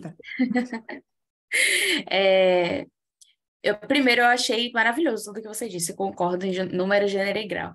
Eu queria que você falasse um pouquinho sobre a divindade Kurukula, que é pouquíssimo conhecida aqui no Brasil, é fascinante, eu acho também ela fascinante, e como que se deu essa relação na sua prática de Reiki, que você falou que mudou muito, e talvez até de recepção da comunidade, que assim como você comentou que a Kimbanda é mal vista e um certo elitismo, vários tons de racismo, como que é vista também essa questão dessas divindades mais tribais, que esse nome é terrível também, né? Mais antigas, mais tântricas dentro do... Então, peraí, que eu ia fazer a minha antes, porque tinha a ver com essa de iniciação, que eu ia puxar o Ulisses para dentro. Que eu entendo que no martinismo e em várias religiões, tipo, dentro do Ifá, dentro do voodoo, você precisa da iniciação, senão você simplesmente não canaliza. Então, não adianta você chamar Loaira se você não tem o Baptem, se você não tem a parada. E eu acho que no Reiki tem isso. E mesmo no martinismo e em vários outros lugares que eu fui, por exemplo, às vezes em terreiro, que eu ia incógnito e a entidade reconhecia as minhas iniciações dentro de maçonaria, dentro de Rosa Cruz, dentro do que tinha. Então eu acho que aí esse negócio do Reiki é um pouquinho além do que a gente enxerga. Então você vai ter muito picareta dando iniciação e tal? Até vai ter. Mas no martinismo a gente tem os 4 graus. Você pegou o 3º grau, a hora que você pegar o 4º grau, você pode fundar a sua própria ordem martinista. Por isso que tem aí, sei lá, 550 ordens martinistas de 20 caras cada uma. Porque aí você cansou. Então, de repente, eu acho que no Reiki você tem um determinado parâmetro, que a hora que você pegou o grau de mestre, você já está lá 15 anos, 10 anos, 20 anos do Reiki, Você já tem um determinado grau que você vira e fala, não, agora eu vou fundar o reiki xamânico da X, porque eu já misturei com tudo as minhas práticas lá e eu criei uma outra coisa. Né? Para quem está escutando, eu acho que pode ser mais ou menos um paralelo com a arte marcial, cara. Você entrou no, sei lá, Kung Fu do macaco. E aí você ficou lá 5 anos, pegou sua faixa preta, pegou seu grau de mestre, passou mais 10 anos, aí você falou, agora eu estou treinando aqui o louva-a-Deus do norte. E aí, de repente, você vai fundar o estilo do macaco do louva-a-Deus do sul. Mas você tem uma bagagem técnica para você com golpe, com chute, com tal, que vai montar todo um arcabouço de golpes para você poder formar uma tradição nova de Kung Fu. E na magia eu não sei como é que é diferente disso. Eu acho que é a mesma coisa. Você tem que tá envolto nesse tempo, em determinado momento você vai poder até criar sua própria técnica, seu próprio grupo, ou até sua própria facção do budismo mesmo, ou whatever, né? E de fato aconteceu assim, porque, por exemplo, já que você puxa esse assunto das artes marciais, eu fiquei sabendo por conta que meu filho pratica um tipo de karatê, né? Então, assim, mas não é o karatê tradicional. Então, o que acontece? Sobre o karatê tradicional, foram aparecendo outras escolas, que elas pegam elementos, por exemplo, do taekwondo, de uma coisa, mas existe... Um minuto que a minha bateria... O que aconteceu aqui? É que não está funcionando? Nesse caso, a gente chama... O Austin Sperr fez o MMA das magias lá, né? Porque, no fundo... Você comentou o negócio do martinismo. No martinismo tem um negócio interessante, que quando você eu vou pedir um minutinho, que eu achei que estava carregando e essa tomada aparentemente não está funcionando. Eu vou trocar de tomada no meu computador, tá? Vou pedir só um minutinho, que está acabando aqui. Enquanto isso, Ulisses se explica. Você recebe a iniciação e quando é te dada a iniciação, fala assim, ó, isso pode ser retirado de você. Então, se você pisar na bola, o cara que te deu a iniciação, ele pode a qualquer momento falar, não, você pisou na bola, corta. E eu acho que também na parte espiritual também rola isso. Se o cara pisar muito na bola, vem um Exu e arranca a sua cabeça. Em uma seita espiritual taoísta que eu participei, o apresentador ele é fundamental. E se o apresentador retira a bênção dele sobre você, você deixa de ser considerado iniciado dentro da ordem, da seita também taoísta. Eu acho que é mais profundo. Eu acho que a energia não flui mais se você quebrar o canal. Não tem ali? Ah, tá. Liga. O Jorei, por exemplo, né? Ai, agora sim. Você perde a iniciação. Oh, desculpa. Tive um problema técnico aqui. Imagina. Mas, assim, já que a gente estava falando disso, que estava falando da arte marcial, por exemplo, tem várias que você vai colocando diferentes elementos e surge uma nova linha de arte marcial. Aí existem alguns elementos que, estando presentes eles, então ela pode ser considerada, por exemplo, uma forma de karatê, uma forma de kung fu, etc. Só que, no caso, eu nesse aspecto das iniciações, eu acho bastante válido esse fato. Eu sei que tem pessoas que são totalmente contra as iniciações, e eu já me questionei bastante isso. Mas eu posso dizer, pelo meu exemplo, que nesse aspecto do budismo Vajrayana, eu senti uma diferença na prática de Kurukula quando eu fiz a iniciação. Eu senti uma diferença que eu acho que a iniciação carrega da mesma forma. Nós temos que pensar Reiki também como uma ancestralidade, né? Então, sei que para alguns é problemático falar Reiki como ir associar com ancestral, mas a pessoa fica ali chamando a Mikao Usui para que venha assistir ela, e Mikao Usui está morto. Então, eu estou chamando um espírito que venha me assistir, né? se chama o poder da linhagem, que eu acho que isso é uma coisa que está presente, por exemplo, nas diversas linhas do africanismo, seja que estejamos falando de Umbanda, Quimbanda, Candomblé, Voodoo, ou seja, a parte daquilo que meus ancestros, aqueles que estavam antes de mim, sempre tem aquela coisa, aqueles que estavam antes de mim, que venham, ou seja, eu sou representante daqueles que estavam antes de mim. E o Reiki, ele carrega essa ancestralidade, até porque Japão era uma terra que cultuava muito os kami, né? E os kamis eram espíritos, de certa forma, em alguns casos, eram espíritos mortos, que viravam kami, né? Que também tem um capítulo dedicado a isso, né? A essa parte dos kami e de como surge esse conceito todo em relação com a energia. Mas eu acho que eu conheço diferentes ordens, por exemplo, Humberto atualmente ele forma parte da Dragon Rouge.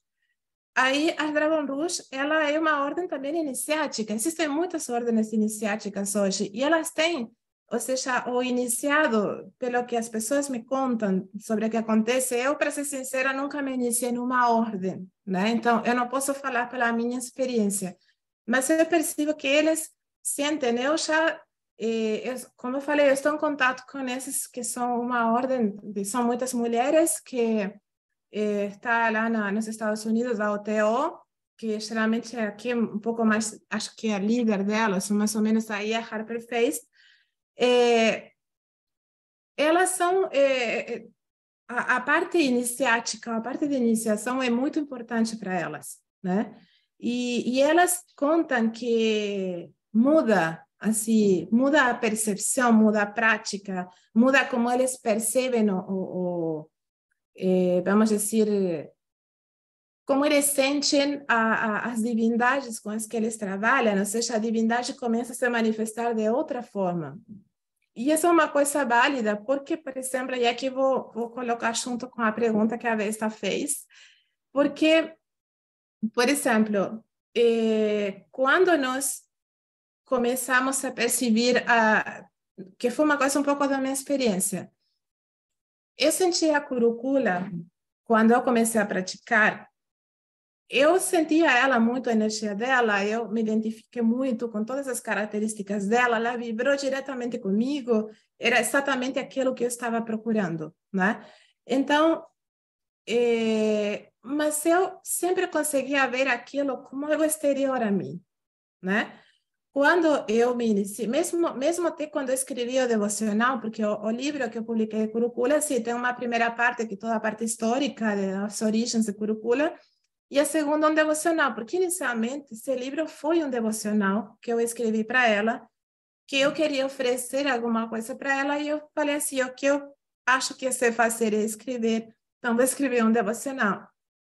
E as preces e as invocações foram surgindo, só que estão dentro do formato que eu aprendi, que existe um início, um desenvolvimento e uma finalização dentro dos rituais ou dentro das sadhanas, né? Que são os textos litúrgicos do budismo tântrico. Então, no caso, eu fiz esse devocional, eu criei preces e algumas tipos de prática, porque aquilo foi surgindo em certos momentos da minha prática e decidi compartilhar isso como algo que beneficiasse outras pessoas, que colocasse, porque eu acho que é extremamente benéfico o contato de Curúcula desde vários aspectos, sobretudo para as mulheres, né? E eu me foco bastante na parte feminina vamos dizer, dessas divindades femininas e como elas, essa feminidade se representa no rol da mulher dentro dessas, vamos dizer, dentro desses sistemas mágicos ou religiosos ou espirituais, né? Caminhos espirituais. Mas no caso, quando eu recebi a iniciação, o que eu senti é que foi como que se eu engoli Curúcula. É como que se tivesse tido uma interiorização dela. eu comecei a perceber aspectos que eu não percebia dela, que foi através da iniciação. E posso dizer que foi um momento, o Lama era um ser pequenininho, mas no momento parece um ser enorme, que foi a mesma coisa que aconteceu quando eu tomei refúgio e recebi a iniciação de Guru Yoga. Eu recebi a iniciação, eu pertenço, na verdade, eu me iniciei numa linhagem que hoje em dia a chefe dessa linhagem é uma mulher, que é Shardul Kadro, que tem o templo de Shardul Gompa lá, o templo principal em Três Coroas, em Rio Grande do Sul. E, assim, onde ali vamos ver que existem muitas lamas, são mulheres todas. Então, eu, basicamente, todas essas, só de Kurukula que eu recebi de parte de um homem, porque todas as outras iniciações do budismo e ensinamentos todos foram todas de parte de mulheres. Então, eu acho que isso me marcou muito. Também, em certo momento, quando o que acontece? Eu, nesse livro de Kurukula, que é o que incomodou algumas pessoas e a outras fascinou, e eu, vamos dizer que gerou vários sentimentos encontrados, né?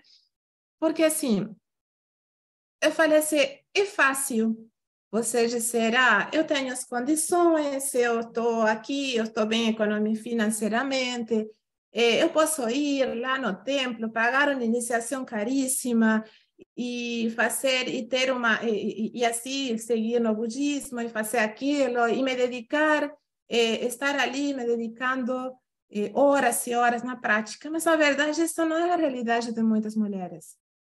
Muitas mulheres, eu tenho que correr todo dia com meu filho também, a hora já está mais velha, mas ou seja, é uma realidade, a mulher é mãe, a mulher trabalha, a mulher é censurada por muita coisa também. Então, ou seja, muitas vezes nas práticas, vamos ver que existe em alguns lugares, é uma coisa que observavam até nos templos budistas, era muito mais a quantidade de homens que estavam aí que de mulheres. E isso é que a mulher não tem interesse em se iniciar? Não, é que às vezes não pode, a vida fica complicada, né? Então, no caso, eu decidi que nesse livro colocar informação ali para que uma pessoa pudesse se aproximar dela. Se depois vai receber a iniciação, se vai ter um contato talvez direto com ela e vai ser iniciado diretamente pela divindade, se tem essa sorte disso acontecer, ou se vai continuar simplesmente fazendo, mas isso vai ser uma coisa que vai ser beneficioso, seja como for, né?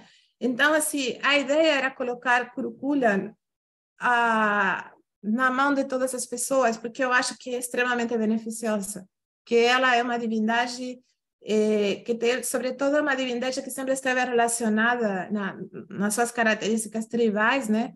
Ela sempre esteve relacionada à proteção das mulheres e do corpo da mulher.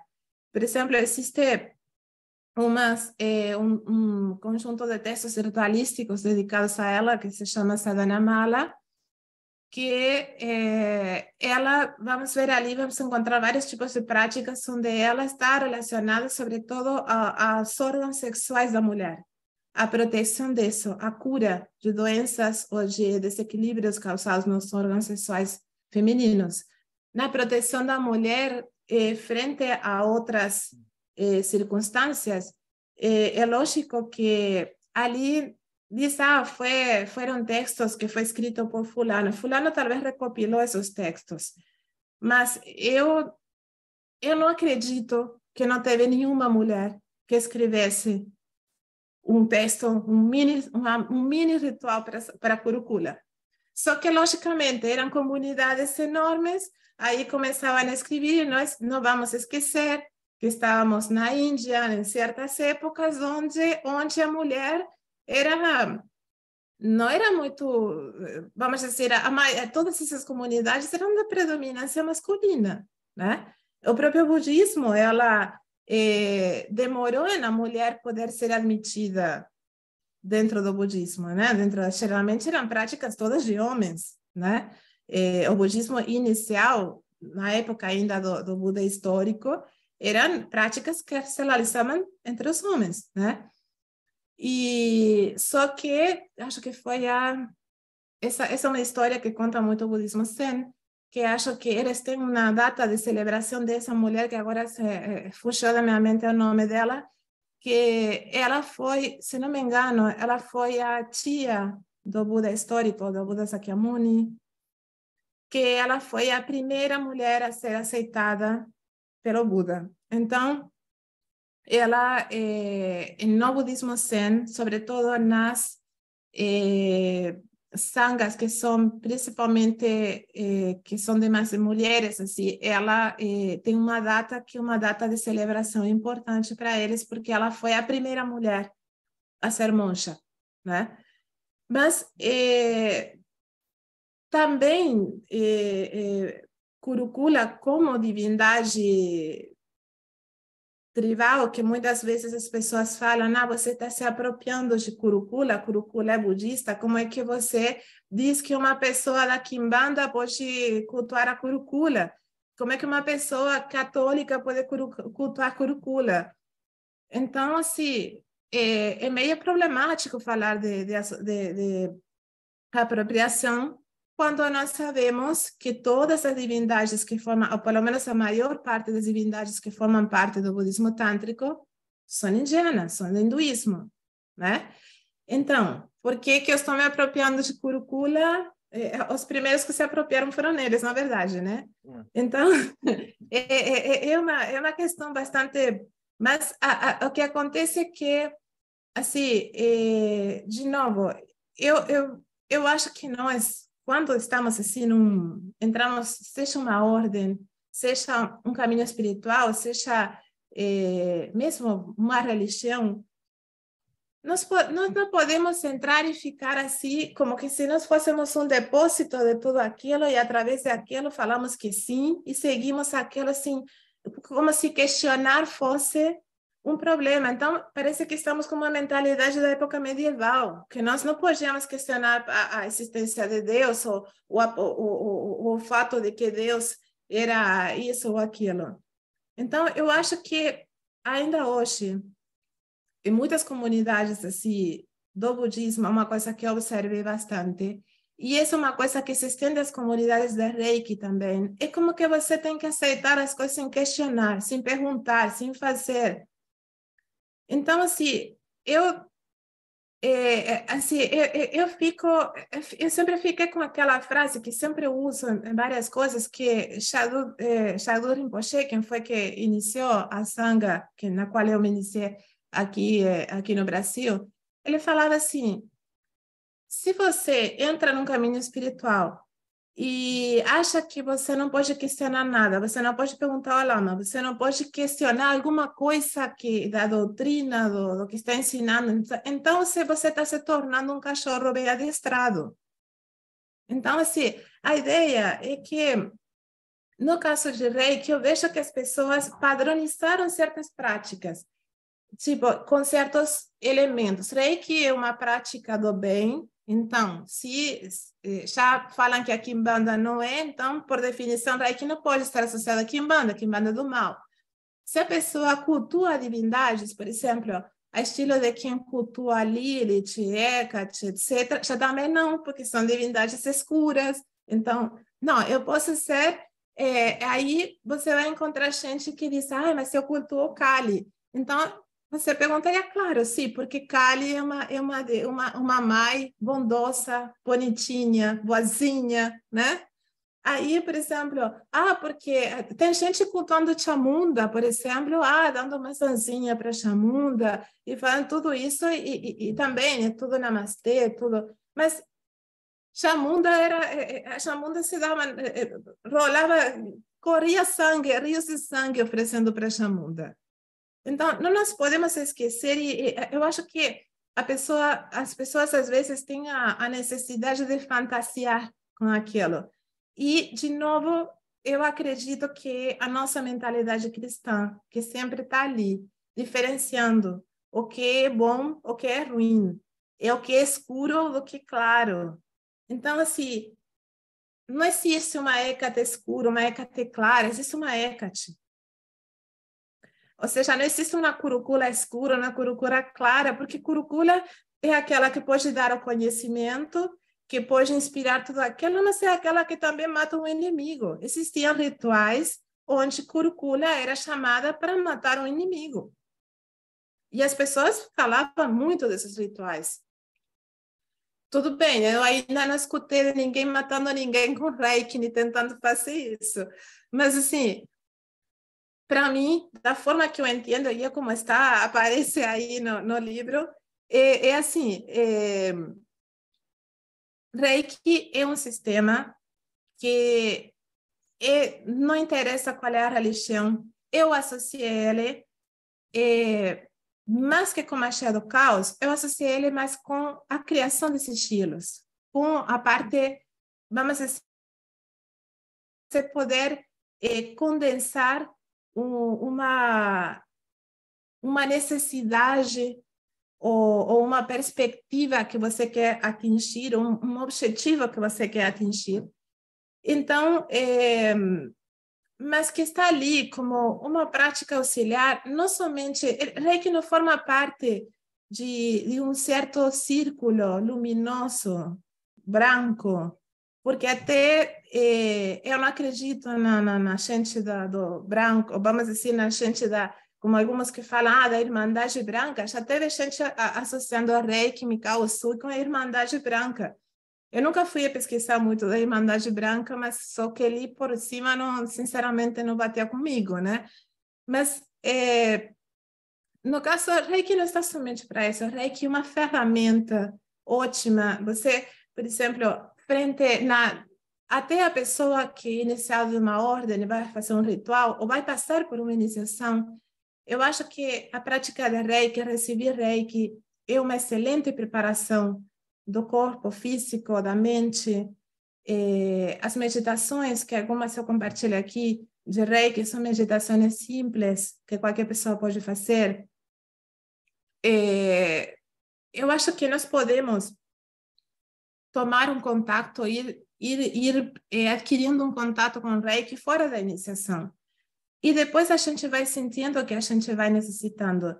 Esse é sempre meu vamos dizer, eu acredito em que eu já na minha vida eu tomei iniciações que talvez eu depois me questionei de por que eu tomei elas, de por que eu recebi elas, né? Porque às vezes você diz, você entra em certos grupos, você não tem muita experiência, e a pessoa começa a dizer, você tem que se iniciar, e você quer aprender, então fica aquela coisa. Eu particularmente acho que, mesmo no budismo, mesmo no taoísmo, no reiki, em qualquer outro sistema mágico, é interessante você começar a praticar, sentir aonde a prática te leva. Você não pode ser dirigido, tipo um macaquinho que está sendo dirigido para um lado e para outro. Você tem que ver para onde, sentir sua prática, vivenciar sua prática, de uma forma livre de preconceitos, principalmente, né? E ver para onde ela te leva. O que é o que aparece ali? Por exemplo, tinha pessoas que eu canalizei Reiki para eles e eles veiam uma cigana. Eles veiam junto comigo uma cigana. Tinha pessoas que dizem que chegaram a falar que eles viram que pela descrição parecia como você pode ver se manifestando a Maria Padilha. Como teve pessoas que também viram, sentiam como que eles estavam num lugar de uma caverna ancestral. Então, assim, eu acho que tudo isso é interessante desde um ponto de vista de que vamos dizer, a magia também é uma área de pesquisa. Então, eu acho que nós precisamos ser os praticantes, mas também os pesquisadores, né? Tanto com nossas experiências quanto com as experiências dos outros, sendo que tudo é válido, né? Hoje em dia, às vezes, parece aquilo de, não, aquele está errado, eu estou aqui certo, aquele... Eu posso aprender também daquilo, eu posso ver o que é. Eu acho que todo mundo tem alguma coisa para comunicar, né? Que é interessante, importante na prática. Alguém tem alguma pergunta? A pergunta mais importante de todas agora, né? Que é como é que a gente faz para conseguir esse livro e como é que a gente te acha? Bom, esse livro aqui, ele está disponível pelo Clube dos Autores e está disponível na Amazon também. E acho que Submarino e essas outras que são associadas ao Clube dos Autores. Eu tenho uma página, tipo um site, um blog, talvez, mas não é uma coisa muito elaborada, foi uma coisa inventada por mim. Então, eu não sei muita coisa de programação nem nada disso, mas cumpre o propósito que é escrever sobre alguns assuntos, né? Aí vai ter informação, vai ter alguns artigos sobre currícula, tem alguma coisa sobre energia, sobre como que aqui está mais expandido. Aqui também tem uma parte importante dedicada aos centros energéticos, aos chakras, que se bem não formavam parte do sistema inicial do Mikao Usui, mas vamos dizer, Reiki se difundiu muito através também do uso dos chakras, né? De trabalhar com chakras durante o tratamento da Reiki. Então, por isso decidi colocar uma parte aqui sobre chakras e sobre centros energéticos também, não somente o sistema dos chakras. E nesse site também tem o link de como comprar o livro. E tem alguns textos de currícula que às vezes eu abandono ele, não escrevo muito pela correria do dia, mas eu pretendo também criar talvez um Instagram dedicado à currícula. Existe uma página do Facebook, mas eu vou criar mais um Instagram para falar e informar sobre currícula em português, porque no Facebook é mais em inglês, né? Então, e talvez no Instagram é mais fácil de manusear, né? De chegar mais às pessoas também. E por que não? Talvez poderia fazer alguma coisa sobre o livro, mas vamos ver. Inicialmente, vamos ver sobre currícula mesmo. Mas o livro, eu acho que, assim, quem procure um pouco de história de Reiki, um pouco também de outros elementos, por exemplo, tem algumas partes aqui que fala também sobre outros, eu faço uma comparação entre os estilos, os yantras, que também é interessante, porque nós podemos trabalhar com yantras também, nós podemos criar yantras através de formas geométricas, então nós podemos dar a nosso estilo a forma de um yantra. Então, tem várias coisas aqui que está explicado de uma forma que uma pessoa que nunca ouviu falar a palavra Reiki leia o livro e entenda o que é Reiki, pelo menos fique com uma ideia, o mesmo do que é a parte dos estilos e tem até algo que eu achei interessante colocar, que a ver se eu acho rapidinho aqui, porque eu acho que Tiago, que gosta da alquimia, talvez conhece ou vai ficar interessado, porque quando eu fui pesquisar o assunto dos chakras, aqui, eu encontrei essa imagem que eu não sei se dá para ver.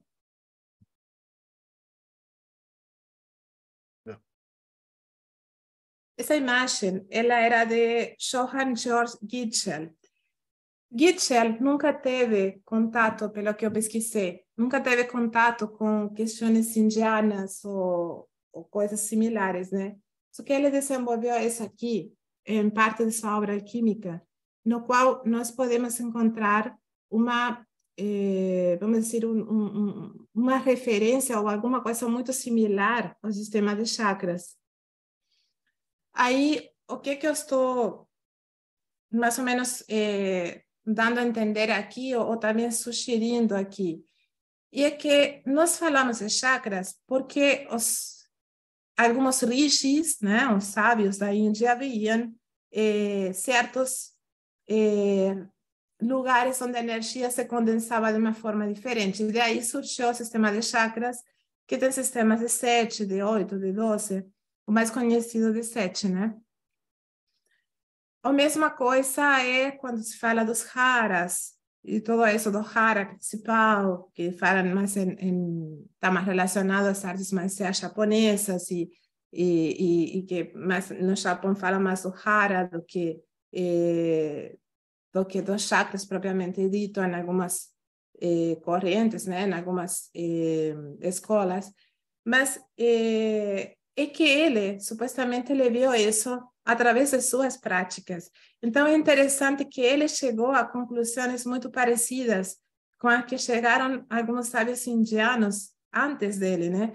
Só que isso aqui, muitos conceitos de Gitchell são muito válidos de ser estudados, e eu estou com interesse de estudar ele um pouco mais a profundidade, porque o que acontece é que depois teve como uma espécie de apropriação por parte de Blavatsky de alguns conceitos de Gitchell, mas e muitas coisas chegaram a nós através de Blavatsky, mas na verdade eram de Gitchell. Então, eu até menciono isso aqui em alguma parte, mas achei super interessante porque ele também relaciona esses centros energéticos com os elementos, né? E as partes do corpo com regência dos elementos e com regências astrológicas. Eu não entendo muito de astrologia ocidental, mas achei super, acho que para quem gosta disso aí, pesquisar a Gitchell, a parte alquímica de Gitchell e essa relação que está entre os elementos, a parte astrológica e tudo isso, acho que é bem interessante. Então, isso, basicamente ele está no Clube dos Autores, na Amazon, também acham, só que mas tem que colocar meu nome na Amazon para poder achar ele, porque o Clube dos Autores não tem uma categoria Reiki, então meu livro, quando passou para a Amazon, não aparece, vocês botam Reiki, ele não aparece. Eu vou deixar o link, depois o Thiago me manda, e para quem estiver assistindo, o link para pegar o livro direto está na descrição do vídeo. Ok. Ô, Verônica, valeu. A gente conseguia ficar te escutando assim por horas e horas e horas, como a gente fala. Não, eu não vou interromper. Ulisses Massad, suas considerações finais, que aí o Ulisses fala, eu não corto ele, não. Acontece que eu às vezes me entusiasmo. Não, eu ia falar que a gente gosta de ver quando o olhinho brilha, então, mas o Ulisses fala, ele vai ficar sentido comigo. Mas é isso mesmo. A gente gosta de ver esse brilho nos olhos, esse sorriso, esse entusiasmo que você fala pela paixão da tua pesquisa, do teu trabalho. Então, parabéns, Verônica. Espero que seja um sucesso o livro. Para mim é um gosto, uma honra enorme compartilhar com vocês isso. Aí uma parte da minha pesquisa. E, bom, vocês sabem que, assim, eu me comprometo muito com essas áreas que eu pesquiso.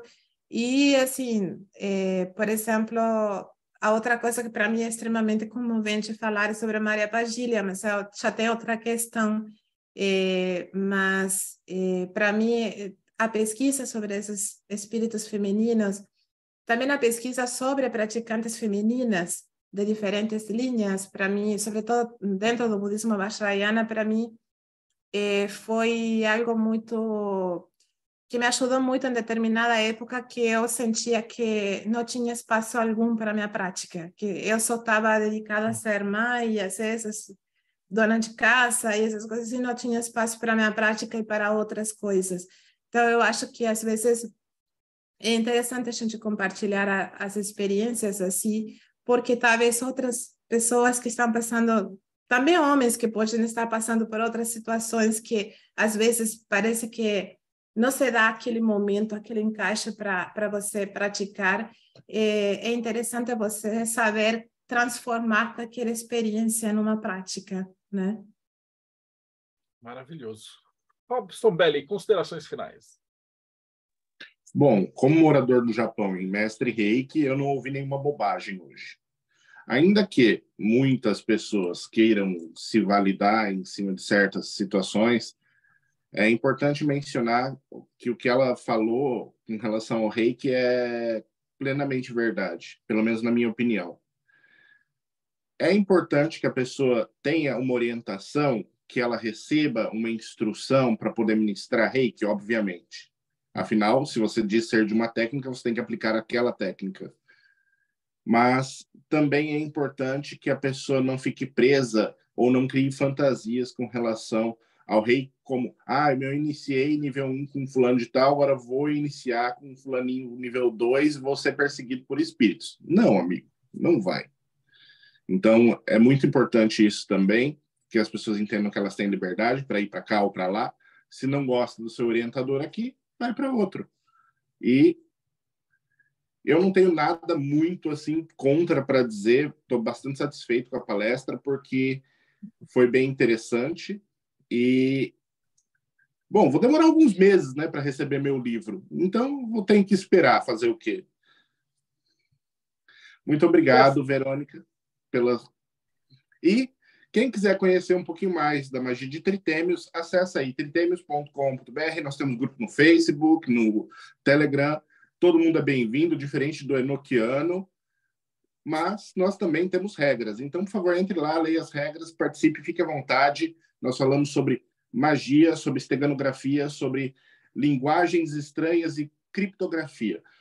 Então, acesse lá, conheça um pouco mais do nosso trabalho. E vou fazer jabazinho. Já vai ter curso, né, disponível para o pessoal estar participando de Tritêmios também, ok? Então, muito obrigado pelo espaço. É isso aí. Vesta Nox, considerações finais.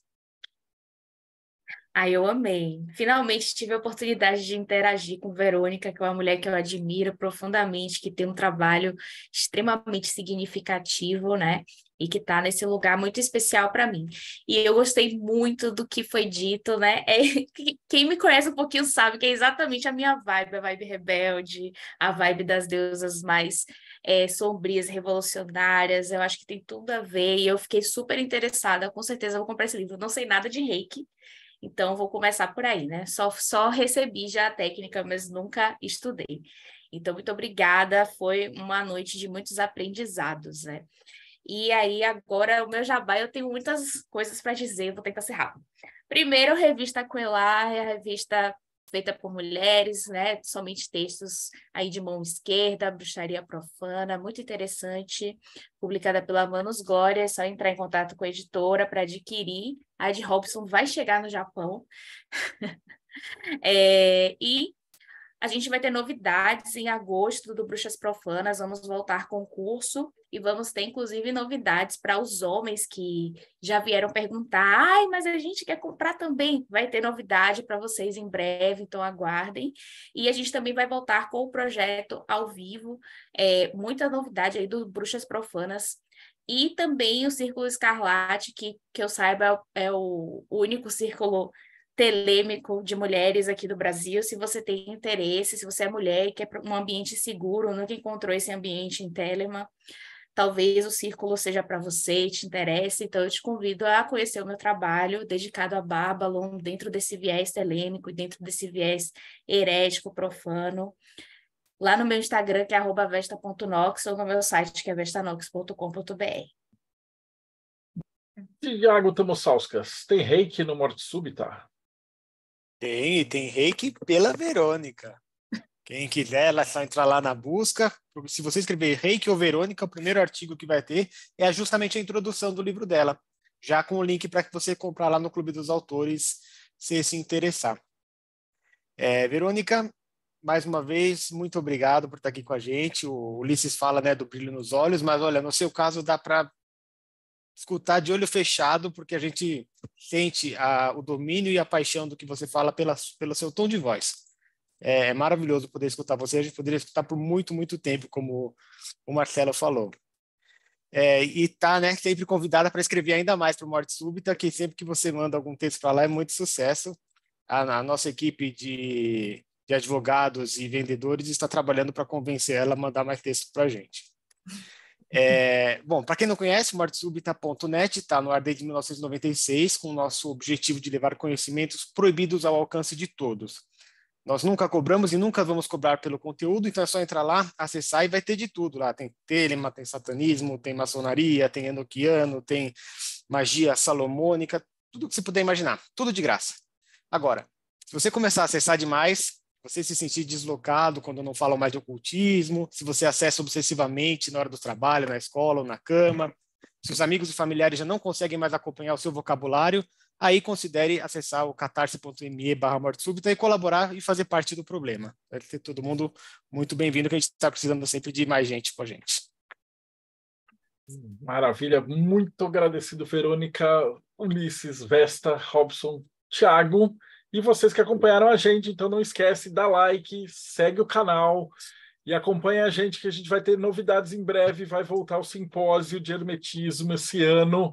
Eu não falei do projeto Mayhem, porque o Rodrigo acabou saindo, ele que fala, mas o projeto Mayhem surgiu de iniciativas dessa. Justamente a gente está conversando aqui com a Verônica, com o pessoal, porque não tinha um simpósio físico, né? A gente teve uma pandemia e aí não podia mais ter um simpósio físico, e a gente fez um simpósio virtual, né? Então essa é a entrevista número 448, se eu não me engano, 449. E esse ano agora vai voltar. Então já guarda a data, dias 13, 14 e 15 de outubro, aqui em São Paulo, e em breve a gente vai passar mais detalhes. Então, muito obrigado por ter acompanhado a gente. De novo, segue o canal, dá like e a gente se vê no próximo Boteco dos Illuminati.